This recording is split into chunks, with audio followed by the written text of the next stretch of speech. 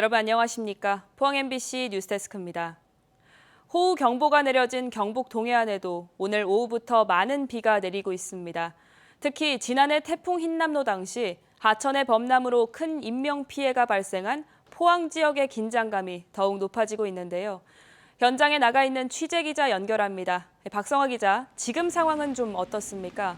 네, 경북 동해안 지역에도 오늘 오후부터 시간당 30mm의 강한 비가 쏟아지고 있습니다. 제가 나와 있는 이곳 형산강 하구는 지난해 아주 많은 비로 범람 직전까지 갔고 3km 뒤에 있는 냉천이 범람하면서 아주 많은 인명피해가 발생했던 만큼 포항 지역의 긴장감이 높아지고 있습니다. 현재 경북 전 지역이 호우경보로 확대됐고 울릉도와 독도는 호우주의보가 발령됐습니다. 작년 태풍 흰남노 당시 큰 피해를 입었던 포항은 상류 저수지를 미리 방류하고 상습 침수도를 점검하는 등 선제적인 조치에 나섰는데요. 특히 하천 범람으로 초유의 피해를 입었던 포스코 포항제철소는 언제든 차수문을 닫을 수 있도록 비상 대응 체계를 가동하고 있습니다. 포항 하천변 일부 도로가 이미 침수돼서 출입이 통제되고 있는데요. 포항 서만 큰다리 하부도로와 설린대 지하 차도 등은 현재 통행이 금지됐습니다. 오늘 오후 산사태 경보가 발령된 포항에선 주민 130여 명이 주민센터 등으로 대피했고 울진과 영덕에서도 침수 피해가 우려되는 지역의 주민 50여 명이 미리 대피한 상태입니다. 경주에서는 문무대왕면 용당리 세월교가 유실됐고 외동읍 동천강 세월교는 통제됐습니다. 대구 경북 지역에는 내일 새벽까지 시간당 30에서 60mm, 울릉도와 독도에는 아침까지 시간당 20에서 40mm의 많은 비가 더 내릴 전망인데요. 기상청은 이미 매우 많은 비가 온 만큼 비가 적게 오더라도 피해가 발생할 수 있다며 비탈면과 저지대 접근을 조심하라고 당부했습니다. 지금까지 포항 형산강 하구에서 MBC 뉴스 박성아입니다. 산림청은 산사태 위급 상황에서 주민을 강제로 대피시킬 수 있는 주민 강제 대피 명령 제도를 도입한다고 밝혔습니다. 또 주택, 도로, 과수원 등 산사태 취약 지역 외 산지가 다른 용도로 개발된 곳의 정보를 범부처가 통합 공유하도록 했습니다. 산림청은 기존 산사태 방지 대책으로는 기후 변화에 따른 극한 호우 대응에 한계가 있다며 과학적 기반의 예보, 경보 체계를 마련하겠다고 밝혔습니다. 집중호우로 전국에서 피해가 속출했던 시기에 홍준표 대구시장이 골프를 친 걸로 드러나 논란을 일으켰는데요. 홍 시장이 아무런 잘못 없다는 적반하장식 대응을 하면서 논란은 더 커지고 있습니다. 국민의힘은 홍 시장 수해 골프에 대해서 공직자 자세가 아니라며 진상조사에 들어갔습니다. 김은혜 기자입니다. 지난 17일 국회를 찾은 홍준표 대구시장은 수해 중 골프 논란에 반성은커녕 문제가 없다고 큰소리쳤습니다. 터집 하나 잡았다고 그래 골대처럼 던진다고 그런다고 해서 내가 무슨 거기 기죽고 잘못했다 그럴 사람입니까? 난 그런 처신한 일이 없어요. 오늘 열린 국민의힘 최고위원회에서는 부적절한 처신이라는 지적이 잇따랐습니다. 김병민 최고위원도 수해로 피해가 속출하는 상황에 골프장을 찾는 건 공직자의 기본 자세가 아니다라며 비판했습니다. 김기현 대표는 이럴 때일수록 언행을 조심하라고 했습니다. 진상조사에서 당헌 위반 등이 나오면 후속 조치도 하겠다는 방침입니다. 당 소속 의원들은 물론이고 각 당협의 위원장 그리고 지자체장, 정부 관계자 또한 부적절한 언행으로 무리를 빚는 일이 없도록 해주실 것을. 비상근무를 지시한 적 없었다던 홍 시장은 비상 2단계에서 업무 총괄은 부단체장이라며 단체장은 관례상 위수지역만 벗어나지 않으면 무얼 하든 상관이 없다고 밝혔습니다. 국민정서법에 기대 정치하지 말라며 당 상임고문 해촉 등으로 불편한 관계에 있는 김기현 대표를 비롯해 비판적인 정치권에도 불편한 기색을 보였습니다. 대구시에 있는 4개 공무원 노조 중 2개 노조도 잇따라 성명을 냈습니다. 전국 공무원 노조 대구지역본부는 직원들이 비상근무를 할 때 재난안전대책본부장인 시장은 힐링 골프를 쳤다며 골프를 한 시기도 논란, 이후 공개 발언은 논란을 넘어 충격이라면서 고집불통 행정이 아닌 소통 행정을 펼치라고 촉구했습니다.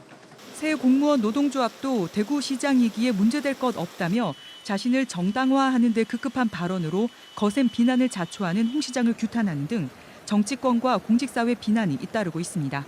MBC 뉴스 김은혜입니다. 경상북도는 최근 집중호우가 이어지면서 감염병 유행이 우려된다며 예방수칙 준수를 당부했습니다. 특히 수해복구 작업을 할 때는 방수장갑 등을 착용해 피부 노출을 최소화하고 손 씻기 등 위생수칙을 철저하게 준수해야 한다고 밝혔습니다. 장마철 우려 감염병으로는 오염된 물이나 음식 섭취로 인한 장티푸스, 세균성 이질, 모기 증식에 따른 일본 뇌염과 말라리아 등입니다. 포항 해병대 1사단이 1,600여 명의 장병을 투입해서 비 피해가 심각한 예천에서 실종자 수색과 복구 작업에 나섰습니다. 해병대는 특히 실종자를 찾기 위해서 세계 하천에 병력을 분산 투입하고 드론을 비롯해서 IBS 보트 20대, 상륙 돌격 장갑차 6대도 가동 중입니다. 또 예천군 산사태 피해 지역 4곳에서 토사 제거와 도로 주택 복구 작업을 진행하고 있습니다. 전국에서 노인 보행자 교통사고가 한 해에만 만여 건씩 발생합니다. 지난 주말에도 포항에서 새벽 산책길에 나섰던 80대 노부부가 차에 치여서 안타깝게도 부인이 숨지는 사고가 났습니다. 지자체마다 노인 보행 속도에 고려해서 노인 보호구역, 이른바 실버존을 지정하는데 포항에는 노인 인구에 비해서 실버존이 턱없이 부족한 걸로 나타났습니다. 배현정 기자가 보도합니다. 지난 16일 새벽 4시 38분쯤 80대 노부부가 도로 한복판을 지나 횡단보도 끝부분에 도로 경계석을 올라서는 순간 달리던 승용차가 노부부를 향해 돌진합니다. 이들은 병원으로 이송됐지만 부인은 끝내 숨졌습니다. 그래 항상 요래가 집 앞으로 요래가 우리 가게 앞으로 요래 갖고 그래 횡단보도 건너가 그래 가고 했거든요. 3, 4년 전에도 할머니 한 분이 교통사고가 나가지고 횡단보도에서 돌아가신 적이 있습니다.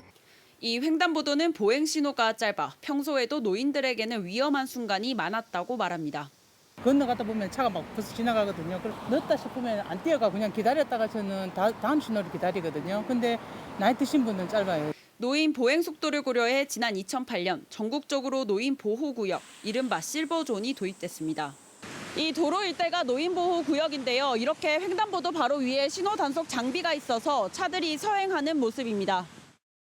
하지만 인구 50만 포항의 실버존은 고작 25곳으로 포항보다 인구가 적은 상주나 안동, 문경 등에 비해서도 턱없이 부족한 현실입니다.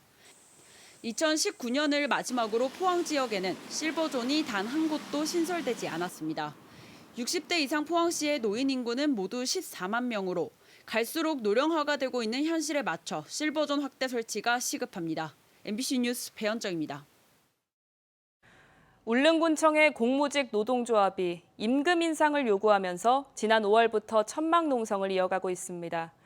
명절 휴가비나 각종 수당도 제대로 받지 못하고 일반 공무원에 비해서 임금 인상률도 낮아서 차별을 당하고 있다는 주장인데요.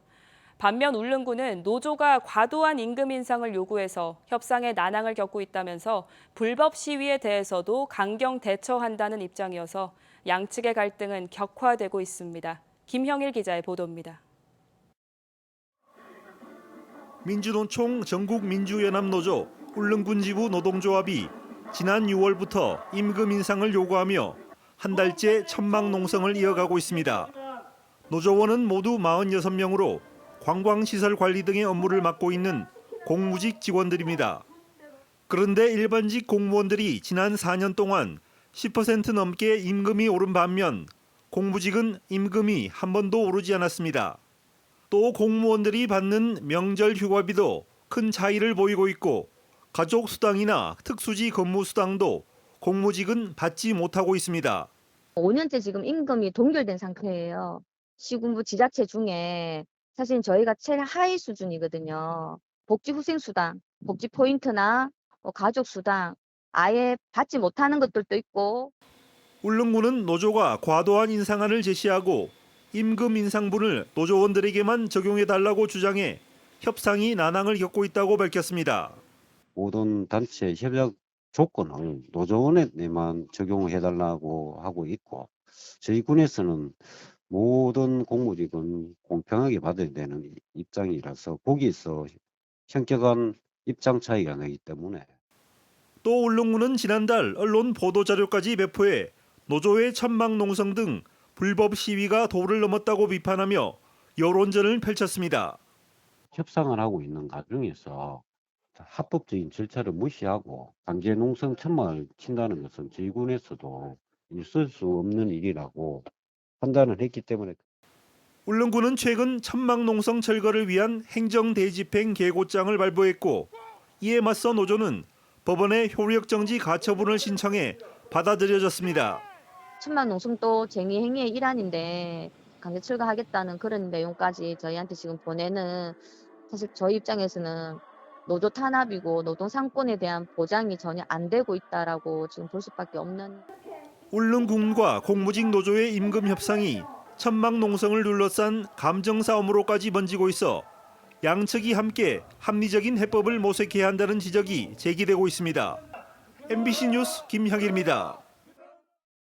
포항시가 사활을 걸고 유치전에 뛰어든 국가첨단전략산업 2차 전지 특화단지 선정 결과가 이번 주에 발표됩니다. 정부는 첨단산업 특화단지 선정 결과를 오는 20일 전후 발표할 예정인데 포항은 2차 전지 소재 관련 앵커 기업 및 연구개발 인프라를 갖추고 있는 데다 올해만 2차 전지 소재 분야에 5조 원이 넘는 투자 유치를 이끌어내서 특화단지 유치를 자신하고 있습니다. 특히 미래산업 초격차 경쟁력 확보와 국가 균형 발전 차원에서 2차 전지 소재 분야에서 이미 경쟁력을 갖춘 포항이 반드시 특화단지에 선정돼야 한다는 지적입니다. 포스코홀딩스는 연결 기준 올해 2분기 영업이익이 1조 3천억 원으로 전분기보다 85.7% 증가했다고 공시했습니다. 다만 지난해 2분기보다는 38.1% 감소했습니다. 올 2분기 매출은 20조 1천억 원으로 전분기보다 3.6% 증가했고 작년 동기 대비로는 12.6% 감소했습니다. 이 같은 실적 개선은 지난해 냉천 범람으로 인한 생산 차질 해소와 계절적 성수기를 맞은 탄소강 판매량 증가 등이 요인으로 분석됐습니다. 한편 포스코홀딩스 주가는 주력 사업인 철강 업황 개선과 2차 전지 소재 등 미래 소재 산업의 성장 기대감이 커지면서 어제 47만 8천 원으로 마감해서 올해 들어서만 주가가 약 72% 올랐습니다.